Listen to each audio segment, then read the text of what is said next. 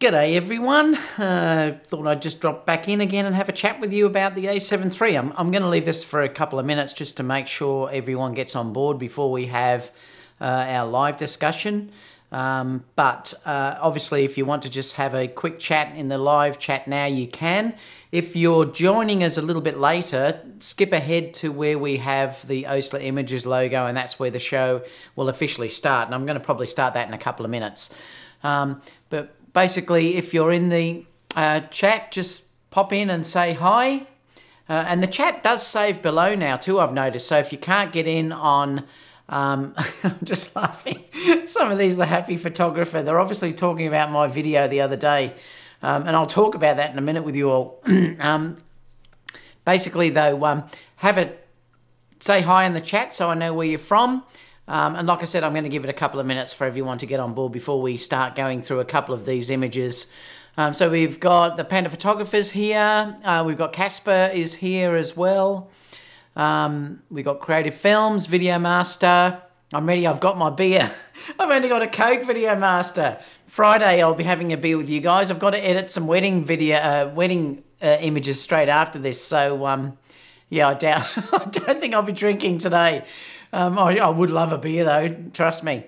Richard said the happy photographers here. Oreo's here. Robert's here from Alabama. Joe's here also from Florida. Tom Mattox is also here from Florida as well. So we've got stacks now popping in. BC Images is also here. I'm DeBrown's here. So we've got stacks. Now, just before we actually get on to the business of looking through this ISO stuff that's coming through. Hi, DS Greg, how are you? It's some really interesting stuff from the happy photographer that I did the other day. I had so much fun doing it, and I've got a feeling that the happy photographer may pop back occasionally if he feels and he needs to answer some of the things that people say or do. The really funny thing is how angry the AP's supporters have been in the chat, and it cracks me up because it's so funny. That the thing is, when you watch the angry photographer's videos and you actually see him do these skits that he does of Jason and all the other people that he've done, like the Puppet Master and all this sort of stuff, his supporters absolutely love it, and they say, oh, it's the best thing ever and ever. But the second it comes back, they get all aggressive and angry, and it's so funny. The thing that you'll understand about me, I do have a wicked sense of humour. I do actually like Ken, and I like Ken a lot, I have to say that, but I just thought it was something that had to be done. And, you know, if you give it, you've got to take it. And if someone wants to do that to me, I'll willingly accept it. So you do have to be able to take it if you give it, and I think he has taken it. And he did post a receipt that he had there where he'd purchased the Fuji. That wasn't what that was about though, really. It was just a bit of fun, and I had a ball doing it, and obviously you guys have liked it too. But like I said, if you do it, you've got to be able to take it. And the thing with me is, like I've said to you all before, that I'm not sponsored by anything or anyone, so I'm really held accountable to no one, so really I can just do what I like. And I really did have a lot of fun doing that, and I hope you guys enjoyed it as well. And like I said, I've got a feeling that the happy photographer will be popping back occasionally. But yeah, so I hope you enjoyed it. I did have to delete some comments who were who did get really aggressive and really foul-mouthed and stuff like that, which really does make me laugh, and I just deleted them because, I mean, they're not good when you do that type of thing on there. And I think some people just don't realise it was basically just a skit and, a bit of parody and just a bit of fun. So anyway, it's interesting how some can take it, but when it's thrown back, others can't. And that was one of the funny things that I found about doing that video. But anyway, I'm glad you all enjoyed it. We're going to discuss today, and like I said, I'm going to start this chat in a second. We're going to start today with a discussion about some files that have just been sent to me, actually. And it was from a YouTuber, one of my subscribers sent me them. So I'm going to talk about that in a second once we start the live chat. Please make sure if you haven't subscribed to our Facebook page, you do. That's a fantastic area where you can get in touch with me and other people that are actually in this chat now.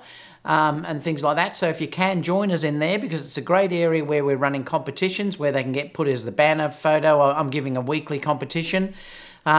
All stuff in there is not edited at all. Like, you can share your Instagram pages, you can share your YouTube pages, you can do whatever you like. The only thing you can't do is broadcast live to it, because that's strictly for me to do that. And you have a limit of 3 images per day. But apart from that, you can promote your business, you can share your videos, you can do whatever you like. So please join us on that photography and videography website. And that's the first link down below in the comment box down below this video. So yeah, please like us there. So I'm going to just go to the a7iii Images logo, and then we'll come through this video, and then we'll have a chat. Fire away with questions, guys, if you want to, because I will come back. As I am DeBrown, Tony just said there, have at David Osler, and that will bring the thing to my attention. But let's go to the logo, and then I'll come back.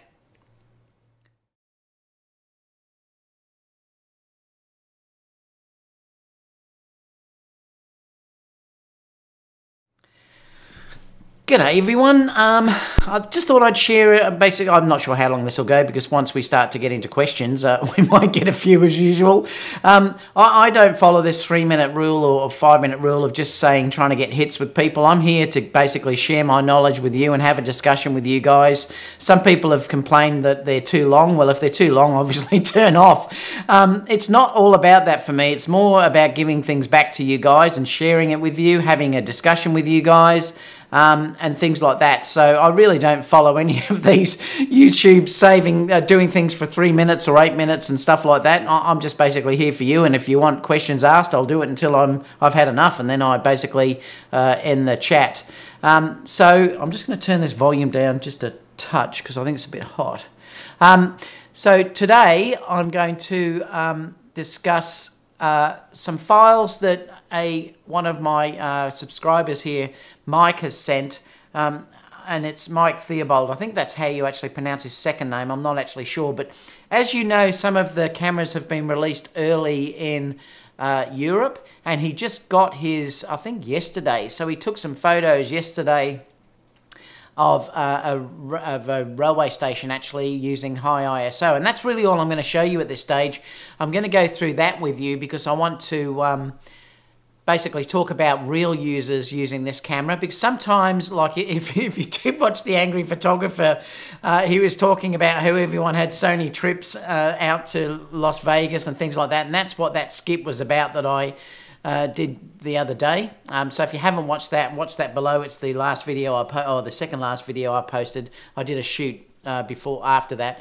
But that's basically what that was about, how he had a go at people that were basically sent by Sony, and he thought that the reviews then wouldn't be real, that they'd be tainted in Sony's favour. And I can see one aspect of that, because it is so much pushed by Sony, and they only invite certain people out to these events and things like that, that it could be construed that the reviewers would do that. I'm not saying that's what happens, but I can understand where he's going. So I love it when I start to get images in from just real users that are actually going to use the camera. And obviously, as I start to get the camera, when I get my hands on the camera as well, I will do discussions about that as well, and do reviews and things like that in detail, and I would just tell it as it is. But you know, so it's basically just at this stage I'm going to take you through around about 4 or 5 images. We can have a discussion about that, and then you can throw some other questions at me if you like, about anything to do with whatever you like, lenses or whatever.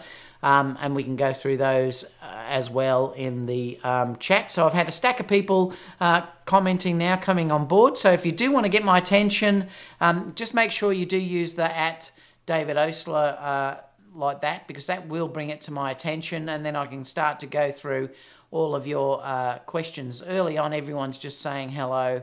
The Angry AP Slayer show. And like I said, I've got a feeling that the AP, the Happy Photographer, will probably be popping back, guys, occasionally, when I think he's needed to voice a different opinion of what some other reviewers out there are actually saying. So I think that he might come back occasionally. So anyway, so I will be coming back to the chat at the end.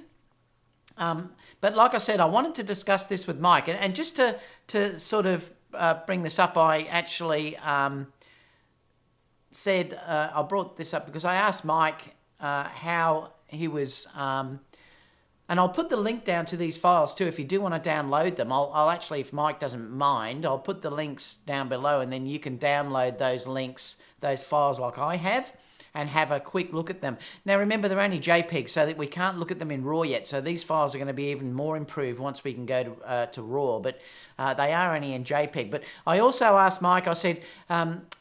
I asked him if I could show you guys the files, and he said, feel free. He said focusing was plain awesome and much faster, because I asked him how the focusing was with the new A7 III. And remember, this is now starting to be real users, so no one can say this is tainted or whatever, because this has come from a real reviewer of a person that's just got the camera. And he said that it tested it with the EF, so it's obviously the Canon lens, the 2.8 EF 200.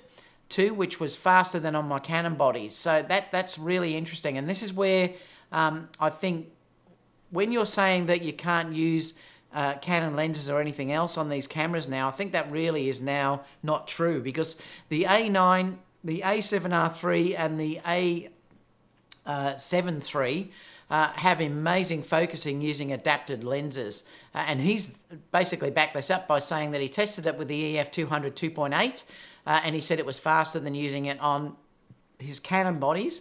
And he said it also used the OC on the a7iii 35 1.4, which is behaves like a native lens. And so obviously that he's saying that even in extreme low light, none of the lenses had any problems to find the eye. So in other words, it's working really, really well from the A7 III. So I just thought that was an interesting comment that I thought I'd share with you guys as a real world reviewer, because remember, it is good to see these reviews from real world people rather than some of the camera reviewers out there. I do really like to see real world reviewers.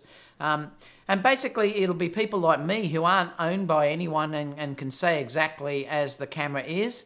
And there'll be a lot of those now coming out in the coming weeks. So it's going to be interesting to see. And I'm sure that these early reviews are basically going to come out just as those early reviewers have said.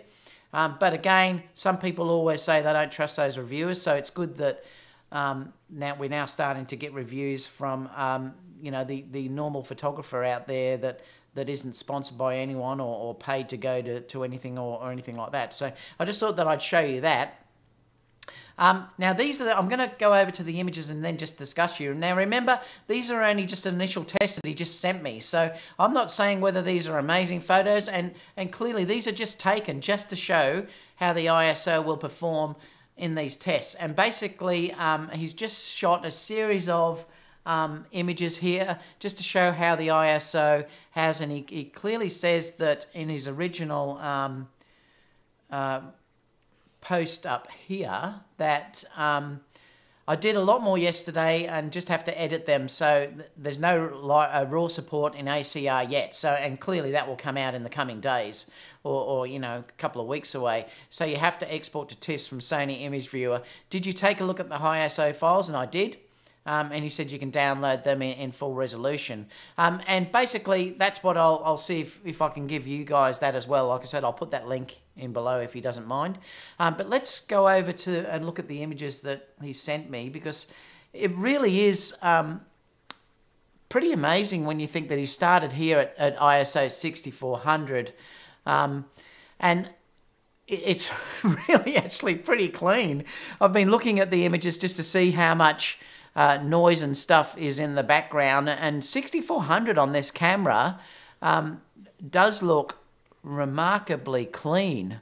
And remember, once we start to get raw support into these images, we're going to be able to use a noise reduction in the files through Lightroom, which I often do anyway, and you're going to probably be able to use this way up more. So the first one is 6400. The next one is 12. Now you're just going to have to ignore that the shutter, obviously, and everything is changing because he's clearly just altering the ISO. But the exposure basically has been kept the same. If you look at the exposure in each one, it has been kept basically the same in each case. But 6400, this is with the 35 Samyang. It's the 35mm 1.4. And then this is 12,800. And again, if we start to look inside the image, I mean, you can see there is some noise there, but it's actually very well controlled, and I don't find it unsightly at all. And it would be so easy to just fix with the slider in Lightroom if you were dealing with the RAW, because remember, you're dealing with JPEGs here. So that's 12,800. This one here is 25,600 ISO, and again, if we look at the noise, there is noise there, but I would be quite comfortable supplying. Remember, you're doing a big enlargement here. I would be quite comfortable with a fraction of noise reduction in Lightroom, submitting these files to clients, and that's at 25,600, and I'm thinking that really is quite usable in this camera. So 25,600 is given as a fairly usable result, which is pretty amazing when you think that Sony have said that this is basically you know, a beginner's camera. It just blows my mind. This one here is 51,000, and again, you can see the noise has crept in a little bit more, but you know what, at a push, if you were trying to push something to get something out, even I think this is quite usable with a little bit of noise reduction. If we go up to the shadow area, you can see that there will be some noise in the shadows through here, but it's still not bad. Like, you know, you can see it all through here. And like I said, I've often used the noise reduction algorithms in Lightroom, or then I'll go into Photoshop and do some noise reduction in there. And I honestly would be prepared, if I had to even use 51,200. I think looking at these files, 25,600 is a really good sweet spot if you had to go up to that amount of ISO. It still seems to be really quite clean with holding detail. 51,200 is starting to push it, but I'd still would be able to use that if I had to. And again, remember that the whole thing with high ISO is that you really have to get your exposure nailed on. If you nail the exposure, and you can push it up a lot higher, and I think this is where a lot of people make mistakes. They'll underexpose. If you underexpose them, that's where you're going to have issues, because the second you start to drag your shadows up, that's where your noise is usually going to be kept. So the noise is nearly always going to be in the shadow end of the exposure. So these were exposed pretty well, and therefore the noise is really quite you know, controlled. So that one here is 51,200. This next one here is 102,000, and here you can see that you are starting to lose detail. The exposure probably could have been pulled down a little bit too as well. But you know, but again, it's incredible when you think you're dealing with these high ISOs that, you know, if you were desperate, you could still use these high ISOs. Now remember that the thing for me is always to get the image. If I'm doing a wedding or something like that, I'm not particularly worried about pushing the ISO too much as long as I get that image. There's no way I'm going to ever miss an image. Now, if I have to push the ISO and then deal with that later on, that's what I'll do with a little bit of noise reduction or something like that. What's better, not to get the image with a bit of noise or to get nothing? It's far better to get the image. So having that ability to be able to raise the ISO in a stretch to be able to get something, because you haven't always got the time to add lighting, and that's the thing that you've got to understand. If you're dealing with run and gun type scenarios, sometimes you just can't add lighting. So to have that ability of being able to get that shot when you need to with a camera like this, which they're calling basically as their base model, is incredible. So let me know what you think in the comments, and I'm going to have a discussion with you guys now in the chat about this as well, because I really want to talk to you about that too. But if you can't talk in the live chat, leave some comments down below what you think about that. And like I said, if Mike doesn't mind, I'll share his where you can download these so you can have a look at them yourselves. But let's go over to the chat, because I'm interested to see what you guys think about this and the results that I was actually getting. So let me come back, because I'll start... come back. Everyone was just saying hi at the beginning. Mike said, David, did you already hear back from the Fuji marketing department? That wasn't me, Mike. I didn't do anything. I think you might be talking about the happy photographer, are you? What else have we got? Let's have a look. So James said, do you feel like the ISO performance in stills are not quite on par with the video? I understand they can be different, but there seems to be some difference in ISO. Yeah, and look, I have found that. I have definitely found that even with my A9, which has amazing low high ISO, I can push the video files a little bit more than I can with the still files. Yes, I have found that. And that's probably to do with that things are moving and there's nothing static actually in the image. So you can push it a little bit higher. But to be honest, I've found that the new cameras like the A9, the A7 III, even the A7 II, I could push it, but the A9 particularly, the A7 III and this camera, you can really push the high ISOs well above 6400 as long as you're prepared to expose correctly. And like I've said to you, that's the trick with pushing any ISO highly, is to have your exposure correct. You definitely don't want to underexpose it. You can be a little bit over, but you definitely don't want to be under, because like I said, the noise is going to be in the shadows. So if you're trying to push shadows up, that's where you're going to run into real problems. And I've often had people say, how do you shoot so clean when you're shooting high ISO? And that's because I'm trying to nail the exposure. I'm just going to have a quick drink. What else have we got? Roy said, hi, I'm from the USA, like your video of the angry photographer, thanks. What else have we got?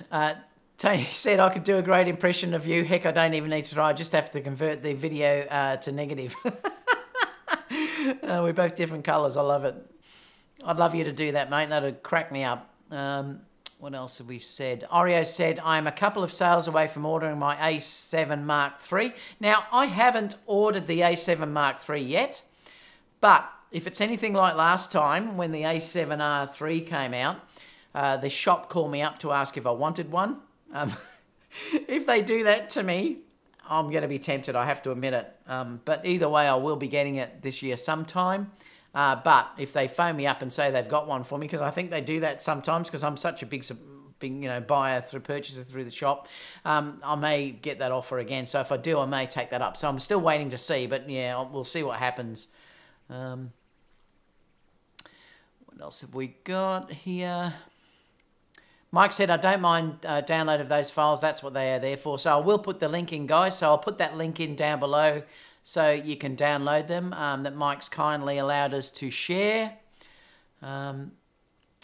Creative Film said, Manny said he saw no difference in the focusing during his photo shoots. A7 III and the A7 III performance is the same. You're talking about the quality of the images, Creative Films. Yeah, now look, a lot of people have said to me that there is a difference still with focusing between the A9 and the A7 III. I know Michael also said that in here as well, and I've had a couple of other people say that to me as well, that the focusing is still definitely better on the A9s, especially in video with tracking. So there is still a difference there. But what you're getting basically is, like I said, it's a mini A9, and you know, you just can't go wrong with the price that they're asking for that camera with the focusing that you're getting with it. Jolly said, what do you think about an all-around event portrait wedding Sony kit of two Sony bodies, A7 III and the Sony A7 III, and two prime lenses, Sigma 35 1.4 built-in adapter and 85 1.4 G Master? That's a fantastic combo, Jolly, if you wanted to do that. I've got the 35 Sony 1.4, which is I adore, and that's my favourite lens, to be honest. I use that more in weddings than any other lens that I've got, and I also use the Batis 85. So yes, if you wanted to use the G Master with that lens, what a great combo. You could just keep switching between the cameras all the time, and that's often what I'll do. I'll have two cameras on my belt around me, and then I'll be using those two lenses, the 35 1.4 and then the 85 Batis, and I found that I can do 90% of the weddings with that. Then occasionally I'll get out the 70-200, and then after that I'll grab out the macro, obviously, which is the I haven't got it here, but it's the Sony APS-C 35mm, I think it is, millimeter one. I'm using that for the macro, and I'm also using this, believe it or not, which is the 10-18. I love using this, and I use this on the full frame shots all the time to get the whole crowd. And remember, you can use this on just let me cancel. I've just had a warning come up. I've had you can shoot this from 12 to 16, so it's great. Now, I do have the 16 to 35, and I do take that with me as well to use to get some wide angles. But if I need a real wide angle look, I'm using this lens as well, because, like I said, not many people realise that you can use some of these APS-C lenses on full frame cameras. Now, I can't use it at 10 to 18 because you get a vignette that comes around the edge, but you can use it at 12 to 16, which is way wider than using my 16 to 35. So that's another lens that I'm using on the full frame as well. But mostly, yes, I can get by with just the 35 1.4 and the 85 Batis, and then occasionally I'll just drag in those other lenses that I use. Another one too that I love and I use all the time, and I take it with me everywhere, is this one. It's the Sony 35 2.8. This is incredible. I love it. It's a great street lens, really, really small, great focusing lens, and it just matches the camera body beautifully, and I really love using that lens. And also, I always take the 55 1.8 for low light, because if you're dealing with low light, there's nothing better at focusing than that lens for low light. Whenever I've had really dark conditions and my camera starts to struggle, and I'm talking really dark, if I put the 55 1.8 on, I can usually still focus. It's that good, that lens, in focusing. So they're the ones that I'm using for that.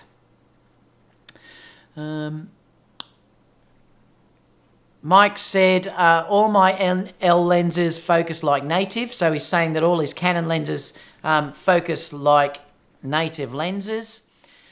Including IAF. Sigma also 51.4 Art will arrive next Thursday, and they're going to be beautiful. I can't wait for the Sigma lenses to come out. I'd like to try a couple.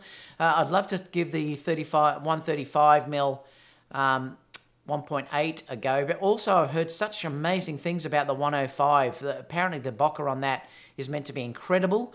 It's a very, very heavy lens though, so I'm not sure if it'll fit the way I want to shoot now, but I'd love to give it a go and try it. So yeah, I do think the Sigma lenses are incredibly, they're beautiful lenses. The Art series lenses are amazing, and I do think they're a step above Samyang and other lenses like that. But yeah, now let's see what else I've said.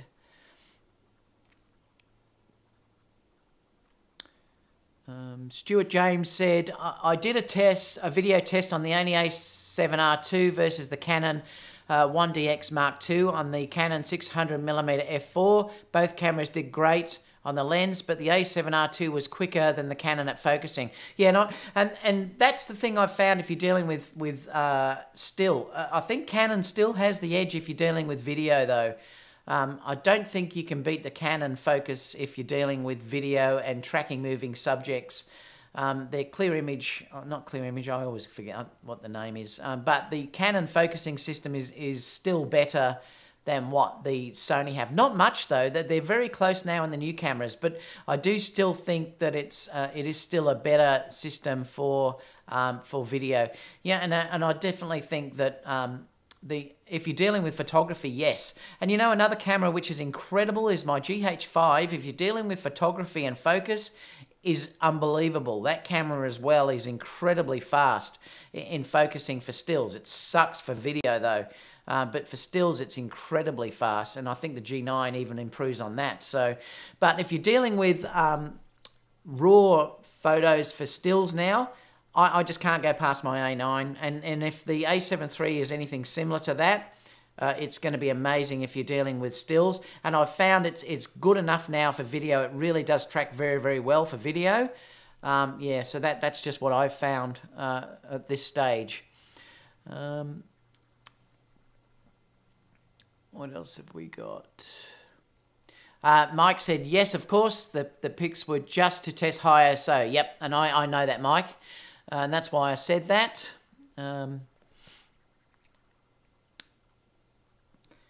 What else have we got?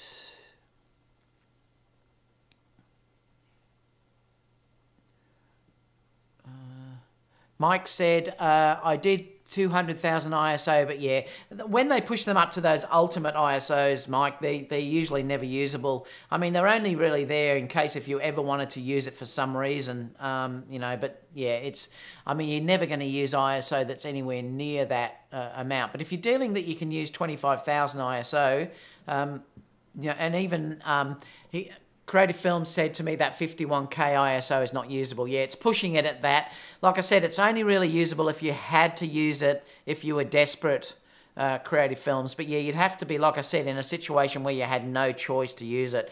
Remember, sometimes it can just be that you have to get the shot. And that can be the issue. What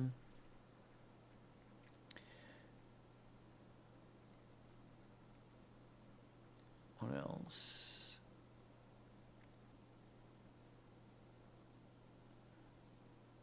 Yeah, and he said here that analysing the JPEG doesn't say much. And look, I agree with him. That's why I said at the beginning that wait until we see these in RAWs. But if we're getting this, I think in JPEG, I think it's going to be quite usable when you're dealing with the RAW files. And like I said, I'd be quite comfortable looking at this for the 25,000. I really would be.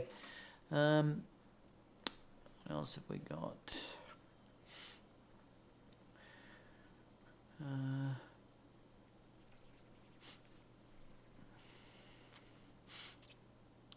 JP said, oh, that's talking about some stuff that's going on in the background that you can read later if you want to read that. Michael's in the house. G'day, Michael. Good to see you in here.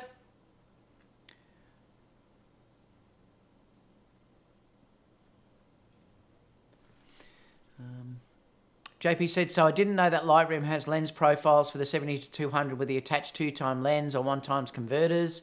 Yeah, I'm not sure if it does. Oh, well, there you go. So it actually does. JP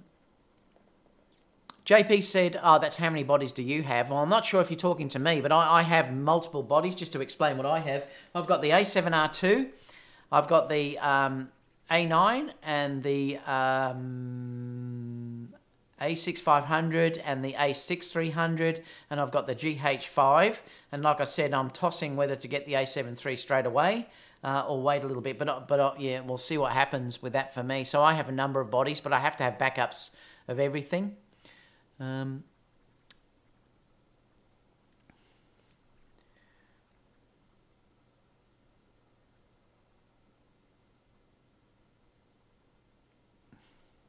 what else have we got?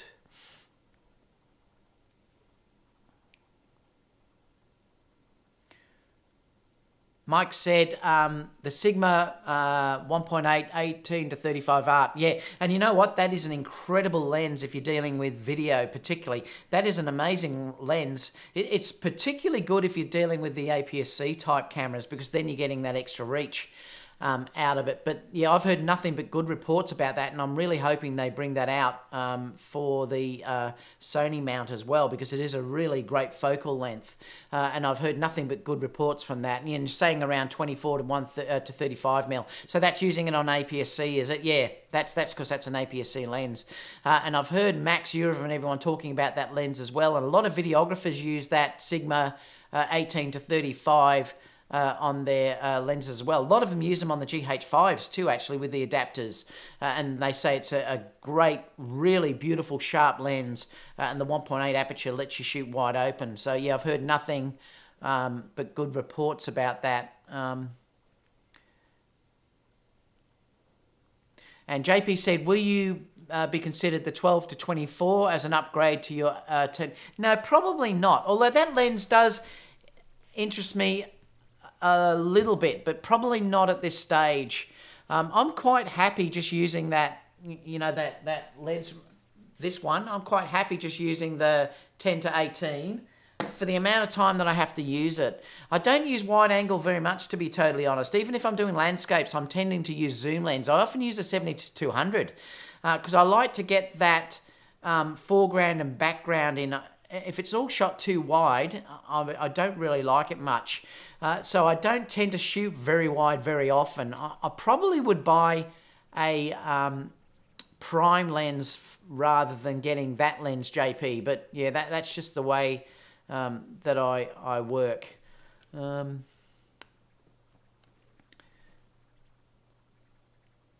else have we got?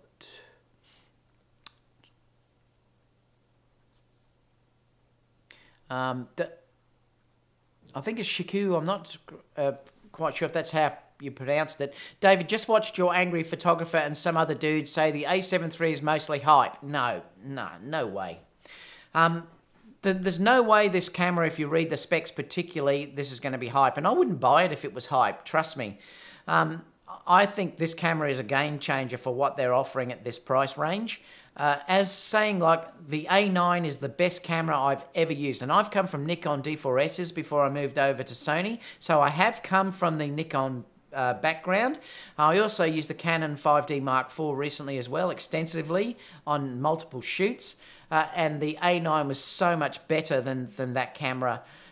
So I don't think that this is hype at all. I think this camera for its price is a game changer in what they're offering in video, what they're offering in high ISO, what they're offering for the autofocus. There's just nothing out there like that beats it. Sony could have priced this camera at around about $3,000 to $4,000 US. So I think they really have they've hit the ballpark, basically the ball out of the ballpark with this camera.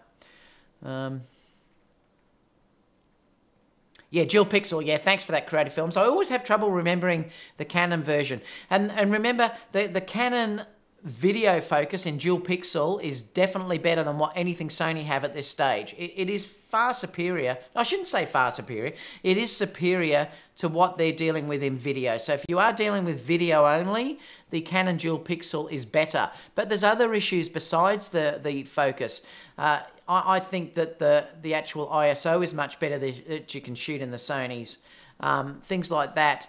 So, you know, therefore I would still go to Sony. But if you were dealing with just raw video of tracking objects moving and things like that, dual pixel is definitely better than what Sony have. But it is getting closer with every camera that's released. I found I can easily use my A9 now with anything that's tracking. Was it as good as what the dual pixel gave me? No. But it is now extremely good and usable for whatever I need to use it on. So I'm happy now with that. But like I said to you guys, I'm always going to be honest. I'm not going to tell you a lie. I still think the Canon dual pixel is better than what Sony have in video, but it's definitely not better for stills. What else have we got? JP said the A7 III is far from hype. It's very potent, basic camera package. It is. Oreo said Canon's video AF is the best, but they're holding back too much in the video features department. And that's it. They've got to change. Canon have to change the way that they're thinking. They really need to think like Sony. And I'm not really sure now whether Canon have left it too late. You know, I'm not sure now even if they do bring something out this year, that it's going to match what the A7 III has. And then Sony is still got to release the A7 III yet. Wait till we see what that's probably going to bring out. If they've given us the package they have in the A7 III, I'm dying to see what they release with the A7 III. Mike said, I get all Sigma lenses and EF mount because I can use speed booster on my A6500. Yeah, and I understand that, Mike. The native E-mount lenses ones are anyway only a lens with ugly tubus addition. Yeah, but apparently I think that Sigma have said that they've tweaked that to make it work even better. But we're going to have to wait and see how that is, Mike, once these Sigma lenses are released. But I've got a feeling that they may focus even better than what the adapter does. But we'll have to wait and see. Remember, too, that there is an interesting thing there. If you haven't bought the lenses at this stage, and you're definitely going to be staying with Sony, well, you may be better to buy the Sony versions because you're not paying for that MC adapter anymore. And to be honest, I don't like putting adapters on the cameras. It's another thing, and you know, I just don't like doing that. So the extra weight, if I was going to go down the Sigma route, wouldn't bother me at all with the adapter welded on, because it's the same as if you were having the MC adapter on there anyway. JP said it's interesting that it does have an AE filter and it doesn't work the wall charger. Hang on. It's interesting that it doesn't have an AAA filter. It does have an AAA filter, yeah. And it doesn't work the wall charger for the back. Oh, no, that's stupid.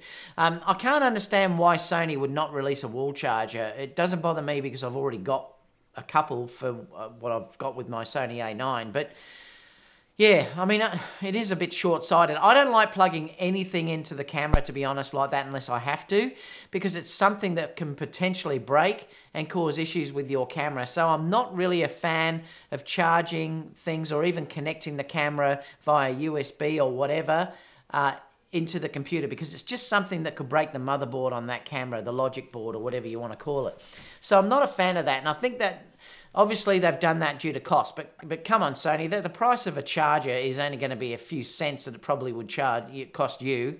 They really should have included a charger for that camera, and it is a little bit disappointing that they did that. I think they did that with the A7 II as well, if I remember correctly. It's not a good idea at all. They really should do it. So I would recommend, if you're buying the A7 III, buy a third party or buy a charger off Sony, just so that you're not charging inside the camera all the time. Occasionally, if you want to charge it while you're on the go, that's okay, because you could charge from a USB, battery charger. But apart from that, I'll be getting a battery charger. Pay the extra and get a battery charger. Why wouldn't you go with the Sony 35 1.4 for low light focusing? Because it doesn't focus as well as the 55. Now remember, we had a discussion about this in my last live. The smaller the actual lens is, usually the quicker it will work in focusing and also in low light, because there's less it has to move. The problem is, the bigger the lens tends to go, the more it can hunt, because it has to try and get that contrast between the foreground and background. Because remember, if you're dealing with low light, it's not using the phase detector anymore, it's using CADAF or whatever you'd like to call it. And that will be using contrast, and it will move back and forth. So there's often a lot of hunting when you're dealing with really wide lenses. The Sony 55 doesn't really do that. It tends to lock on in really, really dark conditions, so it works really well. This one also works really well in low light as well. The 35 2.8 is a really good lens.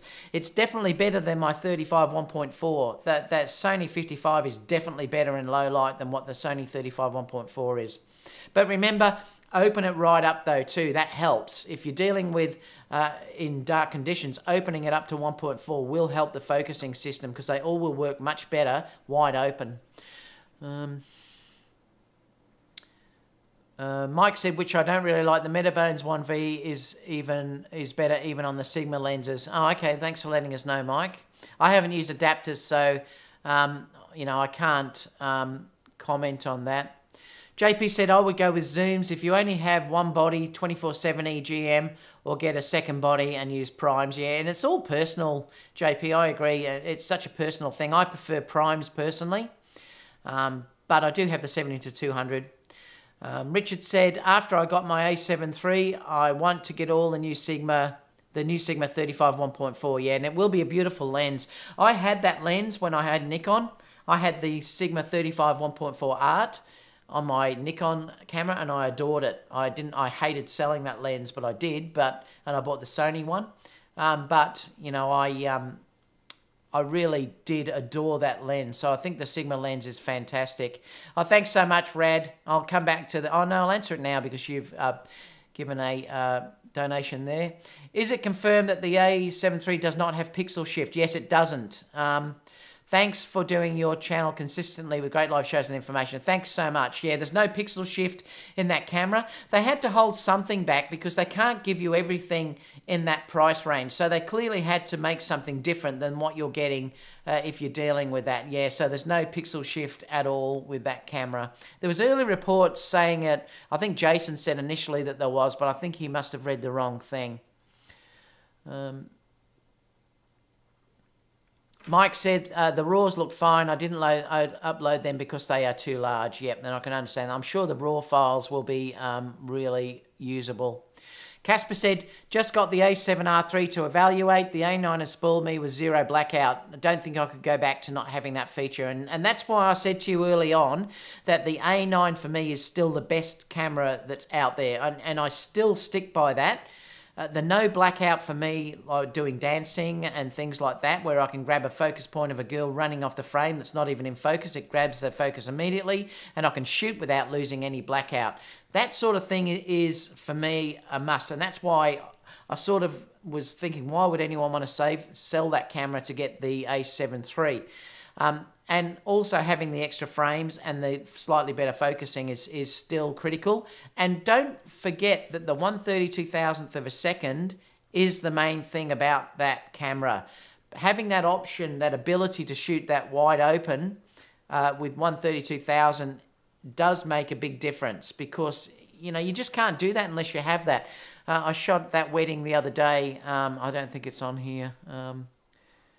Where I shot it wide open and it was on 1/32,000th of a second. I posted that on my Facebook page. And having that ability to do that is amazing. But having said that, having a A9 with an A7 III as a backup camera is just going to be incredible. Just let me switch this thing and I'll show you the reason why I'm saying that about the 1/32,000th of a second.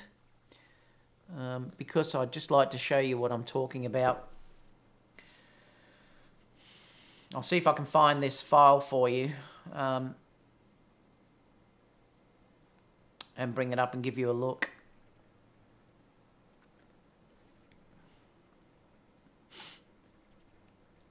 Open recent. I've just got to find where it's saved.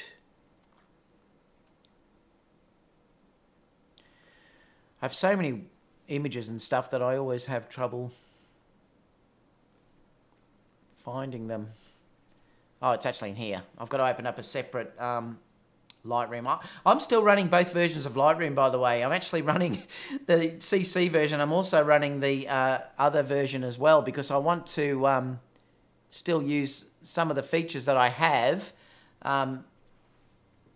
Oh, it's going to back up. Just while that's backing up. Yeah, I want to use this little thing here, which I use for editing my Lightroom wedding images, because it cuts down the time of editing down to a third of me editing conventionally.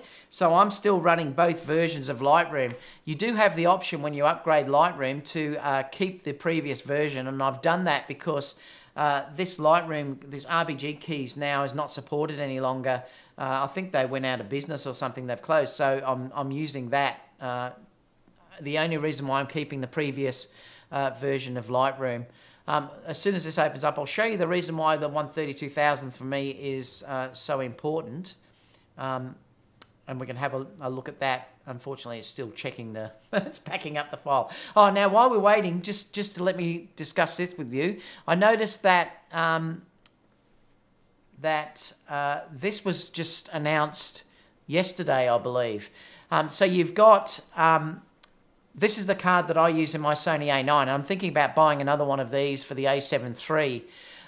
But they're $30 off at the moment, and that's through Amazon and also through B&H as well. So if you do want to get that Sony, and these cards are amazing, they'll keep up with the A9. If you do want to get that card, I'm not sure whether that's a permanent thing or whether it's just a temporary thing. But it is $30 off at the moment. So yeah, and I can't remember what they were, about $219.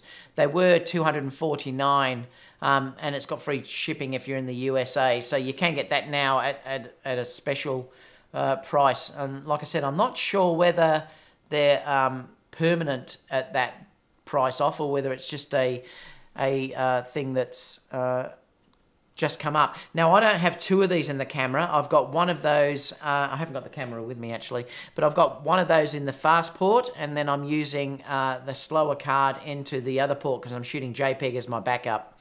Now, let me just come up to here because I'm just going to go to show you this image.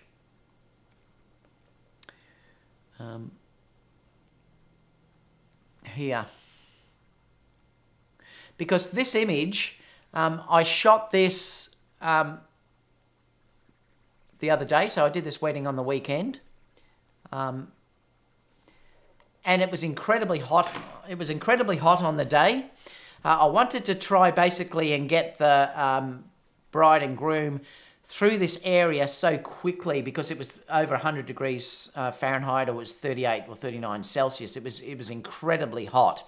I did have the Pro Photo unit with me, which was on the ground behind me, but we had to move very, very quickly because, like I said, they'd been standing out in the wedding ceremony, which was just held near this, basically in almost the same spot.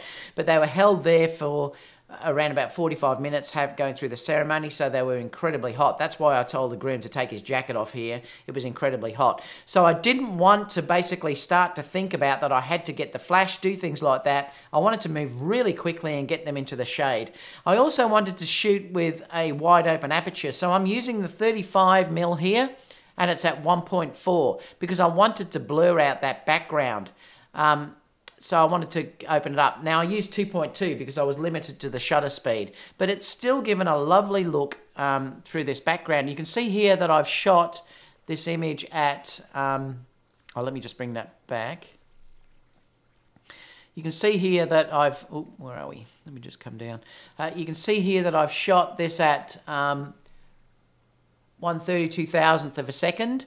So I could only do this on the A9. Now I've had people asking me, well, why didn't you have flash? And then the point was it was an artistic decision here to do this. I knew that I could underexpose this file and bring it back later on, and I've also added a vintage feel to this. So there is grain in this, but that's part of my feel that I've added with this image, that I wanted that to look like that. So that's an artistic choice. It didn't come through the ISO, which is shot at ISO 100, so that was totally done through me, basically adding this vintage type feel to this look. But again, I did this without flash in full sunlight, and it was taken basically just after midday. And I'm really happy that the bride loves it, and I'm really happy with how this image came out. But again, I could only do this if I had the the A9, because I've had the ability to shoot at 1/32,000th of a second, basically wide open, or f2.2 with a 35 Sony lens, and I'm really happy with that result. If I started to use flash in an ND, I'd have to use an ND filter and things like that. I still wouldn't have had the same look. Sometimes if you use flash and you use high-speed sync, it has a totally different look if you're shooting to normal daylight. That was my artistic decision here, to shoot it this way. Some people have said, yeah, you should have used flash and high-speed sync. That was not what I wanted to do, and it amazes me when people start to say those sort of things. You don't always have to use HSS, high-speed sync, and sometimes it can make the image look a bit flashy. Even if you expose really correctly, I wouldn't have had the same look. I would not have got that soft type background look that I've got shooting wide open. And also, if you use NDs, you can start to get color casts, things like that, and you can have trouble focusing, and it does slow you down. So anyway, I just wanted to show you that was one of the reasons why I shot that way. I'll just show you another image while we're here. This was also an image that I used with the 35mm. Again, it's showing you that I love to shoot 35mm. I've asked the bride to, I did ask the person that owns the property if this was safe, and I was a bit nervous with the bride walking out. But he said, no, it's totally safe. He was a builder, so I trusted him. But again, you know, and I've added feel to this, so again, it can tend to look a little bit noisy too, but that's the way I edit, and that's the type of look I give. I love sort of these vintagey type of looks, but this was shot on the weekend. It was incredibly hot, and this was why I wanted to bring her around to this location, you know, and again, I've just exposed for the highlights and then brought everything back in later on. But, you know, I'm wrapped, and again, this was shot with the 35 millimeter Sony lens, and this is why I'm saying I just love to be using primes. I did use the 70-200 later on, Let me just turn the filter off and I'll show you again where I've pulled up the, and these aren't edited yet, so, but I have used the 35, the 70-200 here. And again, this is where I'll be, see again, I've exposed these for the shadows, and you're looking at the unedited image here. I'm just going to show you basically what I will start to do is you'll start to pull up the shadows and I'll manipulate it this way. If you looked at that image here, and this is why I'm saying I love to show you things of how I work. And remember, it's all about, this again is all ambient exposure. There's no flash being used here, and I'm tending to go a lot down this avenue now. But basically, again, I've exposed for the highlights. Now, I'll show you the original. There's been a lot of work done to these files, but again, for me, it's all about the work that I've done. And you'll learn how to do this as you get more and more experienced. You can see that I've retouched areas out, buildings on the right-hand side and things like that. Again, all I've done is I've exposed for the highlight areas. You can sort of see down here that I've just exposed for this, and again, I've brought that all back up. So it shows you how much you can even grab from the A9 when you're dealing with these exposure. But anyway, I digress. But I just wanted to show you talking about the 1/32,000th of a second anyway. So let's go back to questions. Where was I up to? Oh, that's why I went to that, because I was talking about the A7 III and how it spoils you. JP said, regarding landscapes, are you having telephoto for the compression aspect? Yes. That's why I love to do that. I love to show the trees in the foreground and then something in the background. That's why I love using... I find sometimes using landscapes, if I shoot too wide, it tends to look just too boring and there's nothing in the foreground that grabs interest. So it's always great to use telephotos for that, yeah. And I can stitch in post, yes. Michael said, I use the A7 III 3 times, and if you like the A9 or the A7 III, you will love the A7 III. Yeah, you will. Mike said, so all the Sony haters have left now as bashing the A7 III as hype. Did they use one? No, I do, and I assure you it's not hype. Everything works just like I expected. I think a lot of the haters are scared, and that's the thing. I know it's silly. They really should be hoping that Nikon and Canon and everyone else brings out a similar camera. JP said, so Canon finally announced at their Canon corporate strategy conference, they are finally going on the defense regarding the mirrorless, and they have to, JP, because if they don't answer these cameras from Sony, they're going to be in real trouble. And I don't know if they can now, because Sony have now got the head start with them. So it's going to be interesting to see how they go. And if they bring out a new camera later this year, well, then Sony are probably, well, they will already be working on the successor to the A7 III, the A7 III, and also the A7S II as well. So, you know, I just think they've left it too late.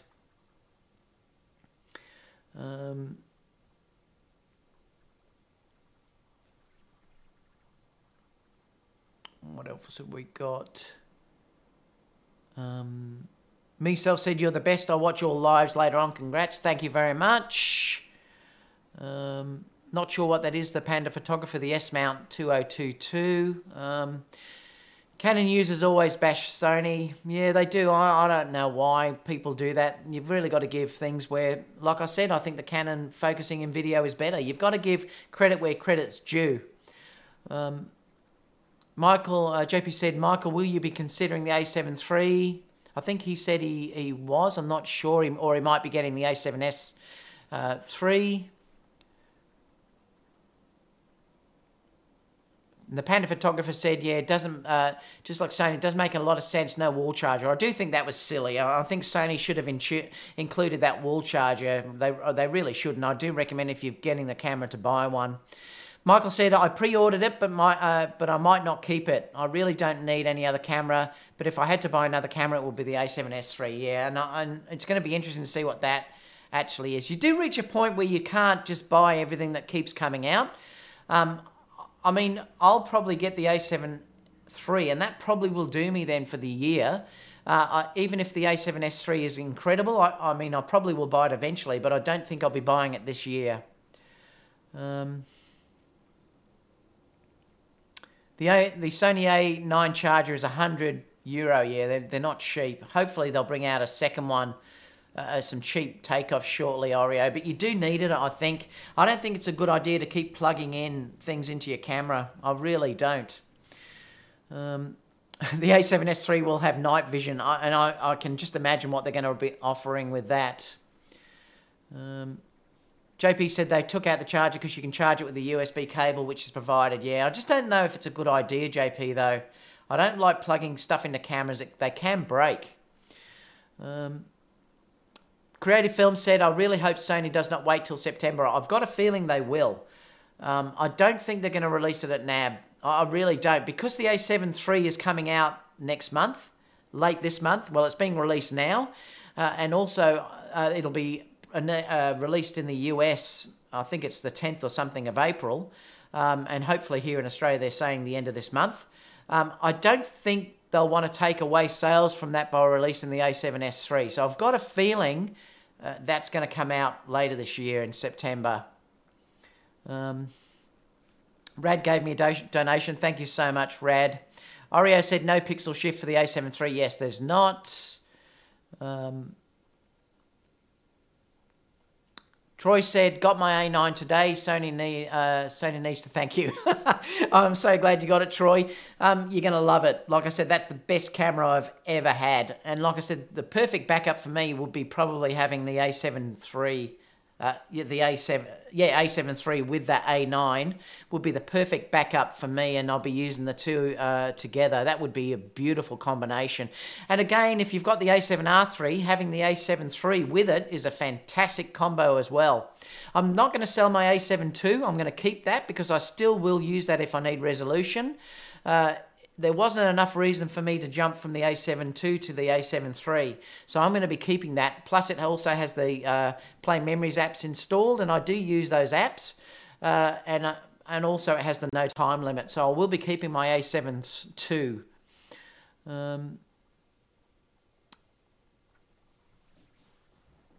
What else have we got? Now, the only other thing I've been noticing people whinge about is the menus, and people need to get over whinging about Sony menus, and nowhere near as bad as people made out.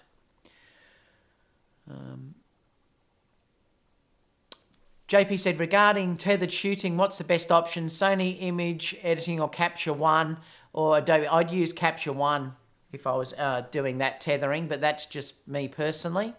I don't do tethered shooting though, so it's I don't have like anything slowing me down and holding me down. I don't want to be running around with a cable. But if you did want to do that, yeah, I'd probably use Capture One. Mike said, I also use Sony G card in the A7 III. It's great. Also, the files go into my computer in a blink. Yeah, they're much faster. Oh, so it was only for 5 hours, was it? Oh. Is it still on sale at JP? Well, let's just click on there. I'm just curious to know. I'll see if it's still on at B&H Photo. Let's have a look.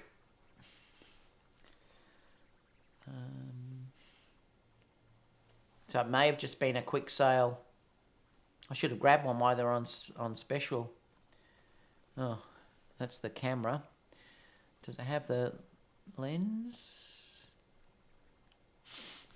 Just trying to see if I can get this up to see if it's available on B&H. It was yesterday. I think that's only the Amazon link, actually. It was still available yesterday when I looked on B&H, so you might want to check B&H too, but it may be gone there as well, guys. Well, that's a bummer if that's disappeared. Time to get that G card. Wish they had a 256 version. Yeah, I love the 128. I did have a card fail though, and I talked about that previously. Sony replaced it for me for nothing, and I haven't had a problem since.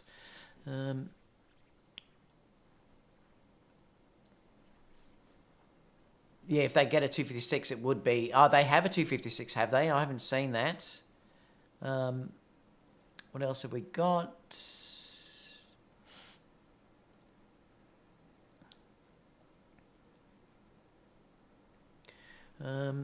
JP said, damn David and his bangers. I'm not sure what that means. What does bangers mean? Rad said, JP, what else have we got? It's too much eggs in one basket for me to shoot on a 256. It's not an issue anymore though, really. Like I said, I had that card fail, but I'm always backing up JPEG. And remember, I'm exposing correctly in the camera.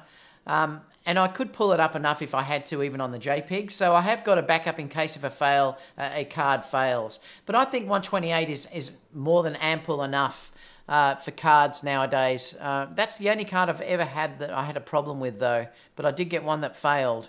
And I sent that off to Sony and they were going to test it. What else have we got? JP said, any chance we can see a workflow for that bride on the doc photo? Yeah, I might do that for you one day, JP. Take you through how I went through that file. Video Master said, I don't drink beer, but I bought one to share with you. Yeah, save it till Friday. You can share that with me on Friday. I'll definitely be having a beer with everyone on Friday. Ali said, I have A6000. 90% of my photos are using the Sigma 19mm and Sony 50mm. What will be best for me with the A7 III? Sony 28 or the 85 or the 24 to 105? That 24 to 105 is a great lens if you want a zoom lens. And that is one that tempts me for travel particularly to buy. And I've heard nothing but good reports about that lens. The 28-75 I can't comment on because we haven't seen reviews of that yet. To start with, though, you will still need a fast lens. So perhaps the 28 and the 85 I'd go for, Ali. That'd be the two that I'd go for if you're dealing with that focal length. They're talking about those lenses there. Sniper V said, Sony releasing the A7 III at 2000 with those specs was a huge and smart move for them, especially if both Canon and Nikon have to do new mounts. Sony will own mirrorless. And I think you're correct. And I think that's definitely the case. Photography Professional Imaging said, wedding photographer of 10 years and using Canon 5D3 and 2.6Ds. The A7 III has convinced me to dip a toe into the mirrorless water. Can't wait to get my hands on it, and you're going to love it, mate. I never looked back when I sold my Nikon gear for the Sony stuff, and like I said, it was around about 34 to, well, getting close to $40,000 actually of stuff I sold for Nikon. JP Photography said, when you start picking up a beer in anticipation of David's live talks. I love it. What else have we got? The Painter Photographer said, Sony will do what Sony does best. September, March, there are the goal months. Yeah, and I think it might be September for the next release. I would love to see the A7S III have ND filters. It's going to be interesting to see, Michael, whether they can do that, though. If they're going to start adding variable ND filters into their cameras, they're going to have to change the body completely. I don't think that's going to fit in the camera-sized body as it is, but I'd love that feature as well. I mean, we can hope, but it will then start to take sales away from the SS5. But they haven't seemed to worry about that too much, but let's see what happens. Carl said Amazon has a cheaper dual charger for the Z battery selling at $14.59. Okay, well, that's interesting, Carl. I didn't know that, so that's probably one that I wouldn't mind to even buy. It was funny because when I bought my A9, I bought batteries for that camera because I was so used to the way the old battery worked, and I bought 4. Totally bought too many. But it's going to be great now because when I buy my A7 III or whenever I get it, I don't need to buy new batteries. I've found that 2 batteries gets me through a wedding easily. Well, I did the wedding on Saturday and it was incredibly hot. That can have an impact on battery usage. That lasted me the whole day until I was, say, probably a third way through the reception. I still had 17% left and I changed over. So no matter how many weddings I do, I can easily get it by shooting 2 weddings, 2 batteries on each camera. So I'm not going to need to buy new batteries. But you do need to buy a second battery though if you're getting one. But I've found probably 2 is more than ample. 1 will easily get you through a normal day of shooting. I didn't know they had those chargers, so that's interesting. If you can put that link in the comments, I'll allow that link and I'll share it with everyone down below if you want to put that in the comments down below. What else have we got?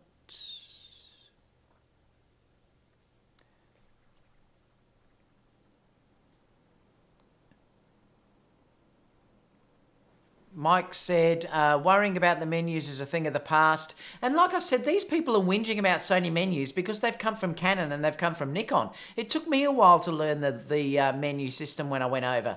I guarantee if all you've ever shot with Sony, you'd have trouble with the other cameras. When I went to the Canon system, that 5D Mark IV, I had no idea about going through the menus. And I think people are forgetting that when they buy these new cameras and they're not used to the Sony system, there is a learning curve. But there's a learning curve for any menu system you have. Once you have your camera and you've learnt the menu system, it's no longer a problem. And it makes me laugh that people say that. And that with all the custom button functions on these cameras, it's so easy to actually, to fix it all. I just noticed too there's an update on Adobe. I wonder if that's an update for... oh no, it's just an update for Photoshop CC. I thought it might have been the update for the Sony A7 III. Let's have a look. Michael's just giving some things that he'd love to see in the A7 III. It has to have 4K 60p, Mike. I'm not sure it'll even have 10-bit. That could be interesting. ND's flip-out screen. Oh, yeah, let's hope if they did have all that stuff, it's gonna destroy the industry, basically. What else have we got? David said, banger, something that radiates unbelievably like those images you showed us on the live chat. Oh, thank you so much, JP. Amazing work. Thank you so much. The bride did love them, and that's all that matters to me. Casper said, agreed. Reading through his... Oh, you're talking about that? Yeah, there's a comment up there about reading some books. You can learn the menus. Well, no, it's not a... Well, it's just below $3,000, Dior say. It's a little bit... But when you take into account the exchange rate and everything else, you get the 2-year warranty. It's just the price it isn't. And I think they're around $2,900 is still really a good price for that. What you're getting with that camera. You're just paying for the dollar exchange rate at the moment. You won't be paying over $3,000 for it though. It is on the Sony website, but you wouldn't buy it through the Sony website. How is the performance of the Sony HLV F60 RM flash? That's the ones I've got. I love those flashes. They work fantastic for me, never overheated. They did have that latest firmware installed. I did check that though. But they're terrific. I really love them. Also, I use them with the inbuilt LED on them, which means I can grab focus in very low light conditions. And I used that actually on the dance floor on Saturday night when I was doing the dance because it was extremely dark. You can open that up, do a little bit of LED flash just to get focus, and then shoot away. Sony, and also the way that the flash revolves up and down is really brilliant on those flashes. So I do really like using them. I'm just laughing if the wildlife in Australia doesn't kill you, the pricing on the electronics will. We do have everything so dangerous here. It does crack me up. We got the worst spiders, worst snakes. It's cracked me up. Vincent says, has the angry photographer responded to your video? Yes, he has. There's some comments actually put in there where he shared that he did buy the Fuji, and I laughed. He actually said it was funny. I think he was still a bit angry at me for saying that. I accused him of saying that he got free camera though, but oh well, it was all in fun. Sniper V said, you think they can do a fully articulating screen on the same body design with grips and all their accessories will work? And that's the interesting thing, whether it will. Whether you can plug in those, like the HDMI outputs and things like that, because that even affects the GH5. If I use the GH5, it does affect with the opening that screen up. So I'm not sure whether Sony will do it. I wouldn't hold your breath. I don't think they're going to do it. Mike said, search on eBay for Blue Max charger. It has 2 slots and charging state display. And best of all, you can change the plates for FW50s. Oh, okay. Well, there you go. And the NPFZ100s in it. So there is a cheaper thing now. Casper said, I need to make a book. I haven't got the time. Marco said, David, how do you feel about all of these new 1/8 sensor cameras like the RX10? Great.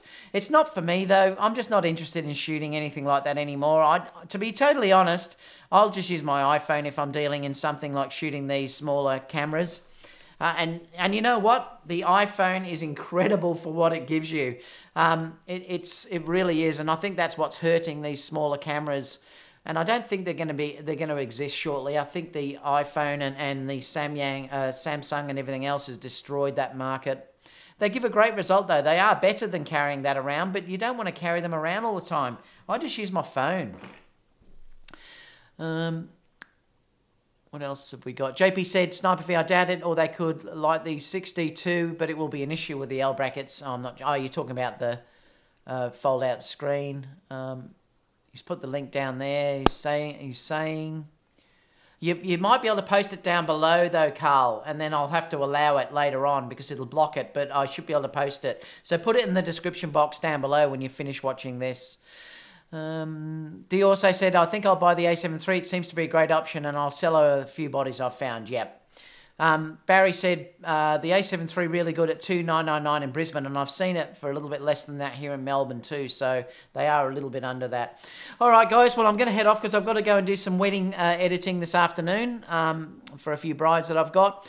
Stay tuned for another live video. I'll try and get on again. Well, I'll definitely be on Friday, so I won't probably have one tomorrow, but I will have one on Friday. I may do one on tomorrow. It's just...